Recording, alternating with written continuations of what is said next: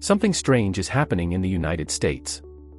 Major airports, once buzzing with tourists, business travelers, and families headed for adventure, now sit oddly quiet. Terminals are half empty. Food courts have more staff than customers. And in some places, it feels like the world just moved on. Why are these American airports becoming ghost towns? Why are travelers avoiding the US? And what does it say about America's role in the world today? Before we dive into the countdown, don't forget to subscribe, hit that like button, and tap the bell so you don't miss stories that reveal what's really going on behind the headlines. 10. Cleveland Hopkins International Airport, CLE, Ohio. At number 10, we have Cleveland Hopkins International Airport. Once a vital hub for the Midwest, CLE has seen a massive decline in both domestic and international traffic. The airport lost its status as a major hub when United Airlines drastically reduced operations in the early 2010s. But it never really recovered. Post-COVID, Cleveland's airport still hasn't bounced back. Business travel, once the bread and butter of the region, has slowed to a crawl. Corporations have cut travel budgets, meetings have moved online, and tourism in Rust Belt cities just isn't strong enough to keep things going. What's worse is the perception of safety and economic decline in the area. Many international travelers skip the Midwest entirely, choosing coastal cities or more popular destinations. With limited flights, high prices, and aging infrastructure, Cleveland's airport has become more of a local outpost than a global gateway. 9. St. Louis Lambert International Airport, STL, Missouri. Next up at number 9 is St. Louis Lambert. Back in the 90s, this airport was a centerpiece of American aviation. TWA used to operate a major hub here, connecting travelers from coast to coast and overseas. But after the TWA American Airlines merger and several financial setbacks, STL lost most of its prestige. Today, the airport feels like a shell of its former self. Fewer flights, more empty gates, and long stretches of unused terminal space tell the story. Despite being in a major metro area, Lambert doesn't attract enough international or domestic interest to keep it buzzing. The broader issue is St. Louis itself. Rising crime, a shrinking population, and limited tourism mean fewer reasons for outsiders to fly in. And if you're flying out, most travelers opt to drive a few hours to Chicago or Kansas City for better fares and more options. 8. San Antonio International Airport, SAT, Texas. Number 8 might surprise some people, San Antonio. Texas is booming overall, but not every city is sharing the spotlight. San Antonio International Airport has lagged behind Austin, Dallas, and Houston in terms of air traffic and modernization. Despite San Antonio being one of the largest cities in Texas, its airport has relatively few non-stop international flights. That's a big turnoff for global travelers and businesspeople who prefer more connected hubs. Tourists heading to Texas often pick Austin for culture, Dallas for business, or Houston for its airport size and variety. Another issue is that SAT simply hasn't expanded fast enough to compete.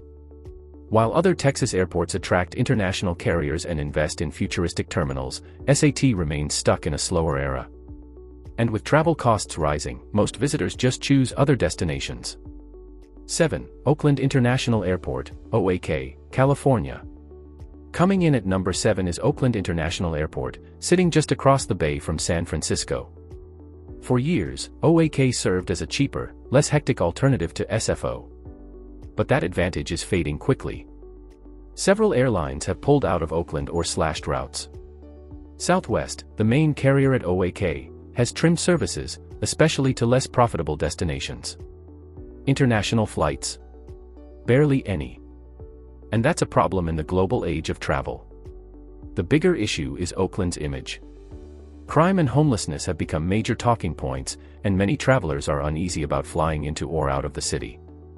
San Francisco's airport, with more global connections and flashier amenities, gets the bulk of international traffic. Oakland's airport still functions, but it's no longer thriving. Instead of growing, it's quietly fading into the background, while the rest of the Bay Area leaves it behind. 6. Milwaukee Mitchell International Airport, MKE, Wisconsin. At number 6 is Milwaukee Mitchell. This airport serves one of the biggest cities in the Midwest, but it's far from a travel powerhouse. In fact, most travelers in Wisconsin prefer to drive south to Chicago O'Hare for better deals and more flight options. MKE has struggled to maintain airline partnerships, losing service from multiple low-cost carriers over the past decade. Its international offerings are minimal, mostly a few seasonal flights to Mexico or Canada. Milwaukee has great beer, a rich culture, and beautiful summers, but it's not enough to sustain strong year-round tourism. Business travel isn't what it used to be either. And without a strong base of visitors, the airport sees less and less use each year. 5. Kansas City International Airport, MCI, Missouri. Number 5 brings us back to Missouri. Kansas City's airport recently opened a sleek new terminal, but that hasn't solved the core issue: not enough passengers. It's a strange mix of modernization and emptiness. Before the new terminal, MCI was known for being outdated and hard to navigate. Now, it's got state-of-the-art tech and beautiful architecture. But the traffic numbers still aren't impressive. The problem? Geography and demand. Kansas City just isn't a major international draw. Business travelers go elsewhere. Tourists tend to overlook the city in favor of coastal hotspots. And while the local population is growing, it's not enough to make the airport truly busy. What we're seeing here is a disconnect, investing in infrastructure without investing in reasons for people to come. 4. Anchorage Ted Stevens International Airport, ANC, Alaska. Number 4 might seem odd: Anchorage. This airport was once a critical stopover for flights between Asia and North America. But that's no longer the case. New long-range planes can skip Alaska entirely, flying non-stop from Asia to the mainland US. That alone hurt ANC badly. But the pandemic sealed its fate. Tourism in Alaska slowed drastically, and cruise lines, once a huge source of visitors, pulled back. Today, the airport feels oversized for the number of people passing through. Yes, it still handles a lot of cargo. In fact, it's a major global freight hub. But passengers? Not so much. Without that international foot traffic, the terminals feel quiet. Shops close early, gates are empty, and the energy just isn't there. 3. Cincinnati/Northern Kentucky International Airport, CVG, Ohio. At number 3 is CVG. Despite the name, it's actually located in Kentucky, but it serves the Cincinnati metro area. And once upon a time, it was a giant hub for Delta Airlines. Those days are long gone.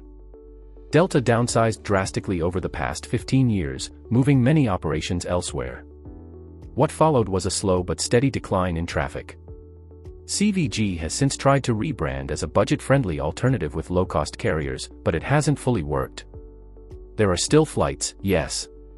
But international options are scarce, and the airport's massive size feels excessive for the number of passengers it sees. Travelers who want more options often drive to Columbus or even Indianapolis.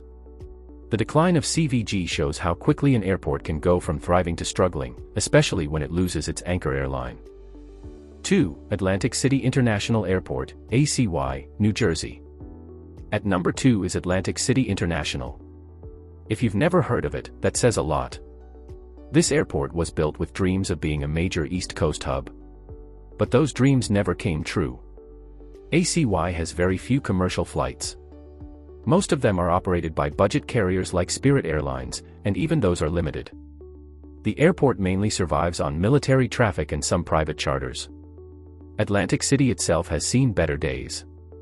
Once a popular gambling and beach destination, it's now viewed as rundown and outdated compared to places like Las Vegas or Miami. That decline in tourism hits the airport hard. 1. Niagara Falls International Airport, IAG, New York. Finally, at number 1, Niagara Falls International Airport. You'd think an airport near one of the world's most famous natural landmarks would be packed with tourists. But it's not. In fact, IAG is mostly empty. It's not that people don't visit Niagara Falls, they do. But most of them come by car or on organized bus tours. Very few people fly directly into IAG. And those who do often find limited flight choices, unreliable schedules, and high prices. The airport mainly serves low-cost carriers with seasonal service. International visitors, especially from Canada, just drive over the border from Toronto. So while the falls remain iconic, the airport nearby hasn't caught the same wave of success. It's not just these 10 airports. Across the United States, a deeper trend is unfolding. America is losing its travel shine. Safety concerns, rising costs, unpredictable airline schedules, and complicated visa rules have pushed many travelers away. Add to that the rise of other global destinations, places that feel newer, safer, cheaper, and more welcoming. Countries in Asia, Europe, South America, and even Africa are now competing aggressively for tourists. And they're winning. If this opened your eyes, hit subscribe, drop a comment if you've flown through these ghost airports, or skipped the US entirely, and share this with someone who still thinks America rules global travel.